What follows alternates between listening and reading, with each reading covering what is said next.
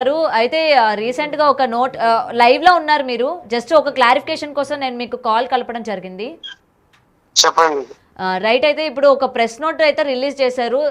శ్రీనివాస్ అసలు అఘోరియే కాదు అని చెప్పి కూడా ఈ అఘోరా అఖాడా నుంచి అయితే ఒక నోట్ రిలీజ్ చేయడం కూడా జరిగింది. తను పెద్ద మోసగాడు, తను అఘోరి కాదు అని చెప్పి. ఏమంటారు దీని గురించి? నిజమే కదా, మరి వాళ్ళు కూడా కరెక్ట్ గానే ఇచ్చారు కదా.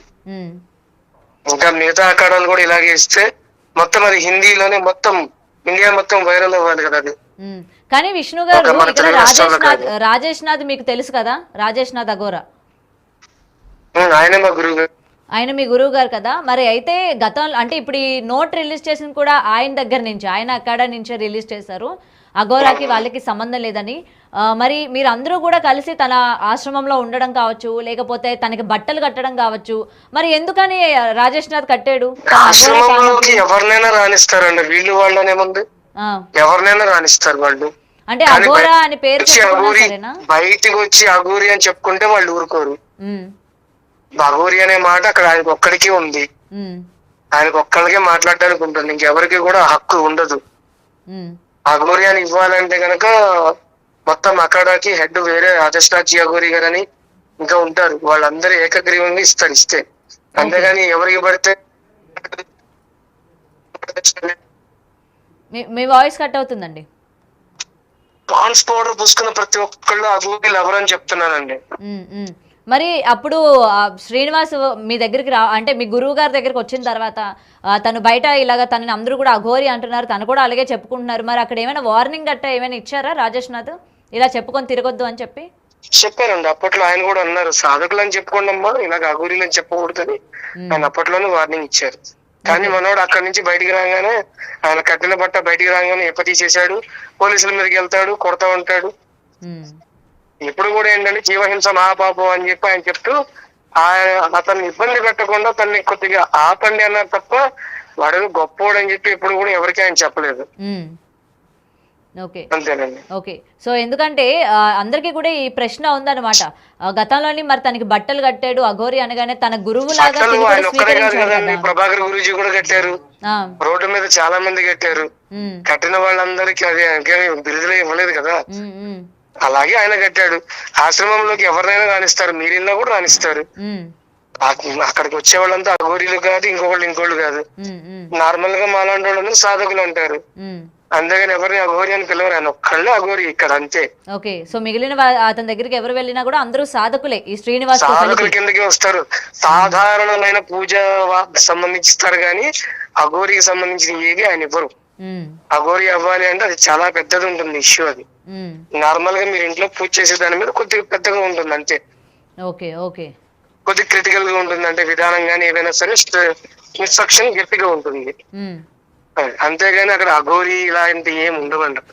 Okay okay. మరి అఖాడా కూడా ఫేక్ అఖాడా అని కూడా విన్నానండి నేను, అది నిజమేనా? అంటే ఈ నోట్ రిలీజ్ చేసిన తర్వాత ఇలాంటి అఖాడాలు అసలు ఇది నిజమైన అఘోరికి సంబంధించిన అఖాడానే కాదు, ఆ అఖాడాలు వేరేగా ఉంటాయి, వాటి నుంచి నోట్ రిలీజ్ రావాలి, కానీ ఇది కేవలం రాజేష్ నాథ్కి సంబంధించిందే తప్ప దీన్ని అఘోరా అఖాడా అని చెప్పి కూడా పెట్టద్దు అని చెప్పి మరికొంతమంది మాట్లాడడం కూడా జరిగింది. నేను మరి ఏమంటారు దీనికి?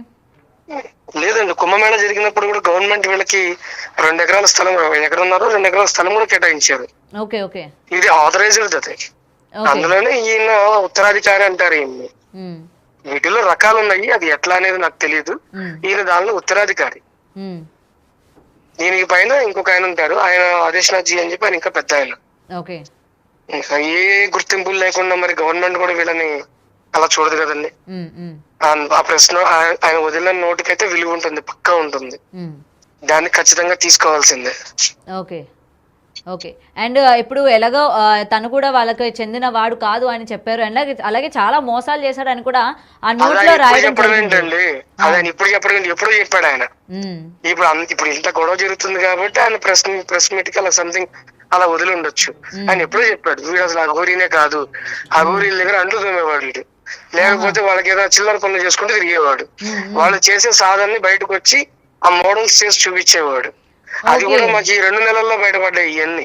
ఫస్ట్ లో మాకు కూడా ఇంత పూర్తిగా తెలియలేదు. ఓకే. అంటే ఆశ్రమంలోని మామూలుగా గిన్నెలు తోమడం, గిన్నెలు కడగడం ఇలాంటి పనులు చేస్తూ ఇయే ఉండేవాడా? చేశాడు, హరిద్వార్ దగ్గర అన్ని చోట్ల ఇయే చేశాడు. అక్కడ ఎవరిన అమ్మాయిలు గెలిగితే ఆ అంగంలోకి సూది పెట్టి గుచ్చారు మనోడికి. ఆ ఓకే. ఊరి పేర్లు అవన్నీ బయటికి రావట్లే, అవన్నీ ఉత్తరప్రదేశ్ లోనే జరిగినాయి. ఇప్పుడు ఇంకొక క్లారిఫికేషన్ అండి. ఆ మధ్య ఒక వీడియో వైరల్ అయింది కదా, తను మగవాడి వేషంలోనే ఉండి గడ్డలు అవి కారులో కొంతమంది జనాలు ఆపారు, మీకు గుర్తుందా? ఆ వీడియో చూసారా? తను అఘోరి గెటప్ లోనే ఉంటాడు కానీ ఫుల్ గడ్డాలు మీసాలతో ఉంటాడు.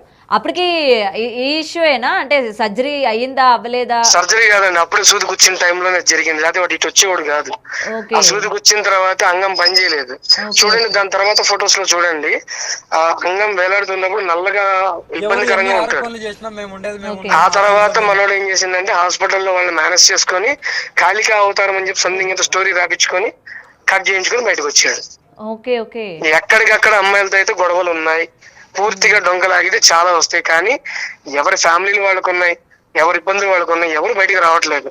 నిన్న కూడా మీ కామెంట్స్ లో, వ్యక్తి కామెంట్స్ లో కూడా కింద ఎవరి దగ్గర డబ్బులు తీసుకురాలని చెప్పి పెట్టారు, నేను స్క్రీన్ షాట్ తీసి పక్కన పెట్టాను నేను అది. ఓకే ఓకే అంటే బాధితులు మన వీడియోల కింద పెడుతున్నారు అయితే? మీ వీడియోల కింద నేను కూడా డబ్బులు ఇచ్చాను, మాకు కూడా 1,50,000 తీసుకురాడు మా దగ్గర అని చెప్పి పెడుతున్నారు. వీళ్ళందరూ బయటికి రాకపోవడం కారణం ఏంటంటే వాళ్ళ ఫ్యామిలీస్ ఇబ్బంది పడుతాయి. ఓకే ఏమైనా ఏ చిన్న విషయం వచ్చినప్పుడు మీడియా మొత్తం ఏంటంటే ఒక మీడియా, 2 మీడియా, ఒకప్పుడు 5-6 ఉండి, ఇప్పుడు అలా కాదు, దాదాపు ఒక 50-60 ఛానల్స్ ఉన్నాయి. అందరికి చెప్పడం అనేది అవని పని ఈ రోజుల్లో అందరికి. సో అందుకని భయపడి ఎవరికి వాళ్ళు ఏంటంటే మీ కామెంట్స్ రూపంలో వదిలేస్తున్నారు. ఇదే హైదరాబాద్ లో కనీసం ఇంకో 3-4 ఫ్యామిలీస్ మనవాడి వల్ల సఫర్ అయిన 4 ఫ్యామిలీస్ గట్టిగా ఉన్నాయి. ఓకే ఓకే అది నేను చెప్పిన మాట కాదు, అతని మాటల్లోనే మీరు కూడా విన్నారు. అవును అవును.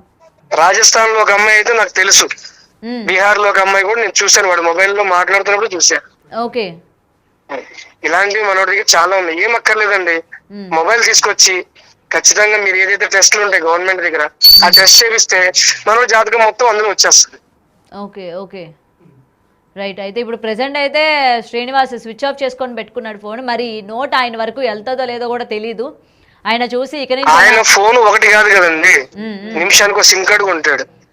ఇది ఖచ్చితంగా గవర్నమెంట్ కనుక సుమోటోగా నిజంగా తీసుకుంటే ఫస్ట్ వాడు ఆధార్ కార్డు, ఆ వెళ్ళిపోయిన వర్షన్ ఆధార్ కార్డు కూడా తీసుకొని సిమ్ కార్డులు ఏమైనా కొత్తవి కొన్నారేమో చూసి ఆ సిమ్ కార్డుని ట్రేస్ చేయాలి. ఓకే దాదాపుగా నాకు తెలిసినప్పుడు 7 ఫోన్లు ఉన్నాయి, అందులో 6 ఫోన్లు నేనే కొనుక్కొచ్చి ఇచ్చాడికి. 7 ఫోన్లా?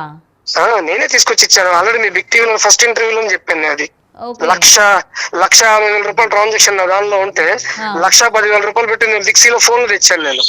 ఓకే ఇది బిక్సీలో ట్రాన్సాక్షన్ కూడా ఉంటుంది కదా, మీరు వెళ్తే పోలీస్ కంప్లైంట్ అయితే ఖచ్చితంగా వాళ్ళు మీకు చూపిస్తారు కదా, ఏ టైంలో వచ్చాడు, ఇప్పుడు కొట్టాడు, నా అకౌంట్ డీటెయిల్స్ ఉంటాయి కదా దానిలో. అవును అవును. మిగిలిన డబ్బులు వాడే అకౌంట్ కి మళ్ళీ నేనే ట్రాన్స్ఫర్ చేశాను. అంటే బీర్లు బిర్యానీలు అన్ని ఖర్చులు పెట్టంగా మిగిలిన డబ్బులు వాడే తీసుకున్నాడు మళ్ళీ నా దగ్గర నుంచి. ఓకే. సో ఎందుకంటే ఇప్పుడు మిమ్మల్ని అడగడానికి కూడా రీజన్ అదే, ఎందుకంటే గతంలో మీరు రాజేష్ నాథ్తో ఉన్న ఫోటోలు అన్నీ కూడా బయటకు వచ్చాయి కాబట్టి ఈరోజు ఎకాడా ఫేక్ అని చెప్పి, అలాగే తనని అప్పుడు అఘోరాగా స్వీకరించారు, ఈరోజు అఘోరా కాకుండా అయిపోయాడా, వాళ్ళకి ఎక్కడో చెడినట్టుంది అని చెప్పి కూడా చాలా మంది అడుగుతున్నారు. అందుకని నేను మీకు కనెక్ట్ చేయడం జరిగింది అనమాట. చెడిపోవడం అంటూ ఏం లేదండి, ఆయన ఎంతో మంది శిష్యులను రూపొందించాడు, అందులో మేము ఉన్నాము, చెడిపోయిన వాళ్ళు ఉన్నారు, అందులో వర్షి లాంటిది. అర్థం చేసుకుని పోయగలిగిన వాడికి ధర్మం అర్థం అవుతుంది, అర్థం చేసుకోకపోతే అధర్మంగా రోడ్డు ఎక్కి ఇలాగే పిచ్చి వాళ్ళలాగా అందరి చేత మాట్లాడాల్సి వస్తుంది. అదే ఇప్పుడు ఏదైనా సరే మంచి తీసుకోమంటారు, ధర్మమైన అధర్మమైన మంచిని తీసుకొని నచ్చింది తీసుకుంటారు, అంతేగాని ఎవరితో పడితే వాళ్ళతో లేచిపోమని అయితే ఏ గురువు చెప్పలేదుగా. అదే అంతే. Okay right, thank you Vishnu garu. Thank you. Right. అయితే విష్ణు మాటల్లో విన్నాం కదా, ప్రెసెంట్ అఘోరా అఖాడా ఏదైతే ఉందో గతంలోని అఘోరి అలియాస్ శ్రీనివాస్కి బట్టలు కూడా కట్టారు. అలాగే తను ఈ రాజేష్ నాథ్ అఘోరా తన గురువు అని కూడా పలు సందర్భాల్లో చెప్పుకున్న పరిస్థితి కూడా మనం చూసాము. దానికి సంబంధించిన ఫొటోస్ కూడా ఎంత వైరల్ అయ్యో మనం చూసాము. మరి ఆ రోజు అఘోరా అని నమ్మిన అతను ఈరోజు ఎందుకు కాదు అని చెప్పి ఈ నోట్ అనేది రిలీజ్ చేశారు అన్న వాళ్ళకి ఒక సమాధానం విష్ణు చెప్పడం కూడా జరిగింది.